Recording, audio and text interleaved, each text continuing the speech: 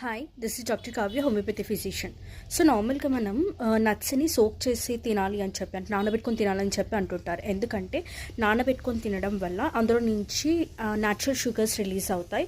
ఇది క్విక్ డైజెషన్కి అబ్జార్ప్షన్కి ఈజీగా ఉంటుంది. అండ్ ఆల్సో ఇందులో dense combination of minerals, proteins, fats ఉన్నాయి. సో ఇందులో ఈ ఏవైతే నట్స్ ఉన్నాయో రా నట్స్ నానబెట్టుకోకుండా తినడం వల్ల ఈ రా నట్స్ మీద ఫైటిక్ యాసిడ్ అండ్ టానిన్ అనేవి ఉంటాయి అన్నమాట ఆ పీల్స్ మీద. సో ఈ మినరల్స్ ఈ ఫైటిక్ యాసిడ్ తోటి కంబైన్ అయ్యి రాగా తింటే మనకి ఇంటెస్టైన్లో మన కడుపులో మంట, అసిడిటీ అనేవి వస్తాయి. సో నానబెట్టుకొని తినడం it will be better. And vitamin absorption కూడా ఎక్కువ అవుతుంది. నానబెడితే ఏమవుతుందంటే బి వైటమిన్స్ అనేవి రిలీజ్ అవుతాయి ఇందులో నుంచి, అండ్ న్యాచురల్ షుగర్స్ రిలీజ్ అవుతాయి ఇందులో నుంచి. సో అబ్జార్ప్షన్కి ఈజీగా ఉంటుంది. మనకి ఫ్యాట్స్ ఉంటాయని చెప్పాను కదండి, ఈజీగా అబ్జార్బ్ అవ్వాలంటే నానబెట్టుకొని తినడం అనేది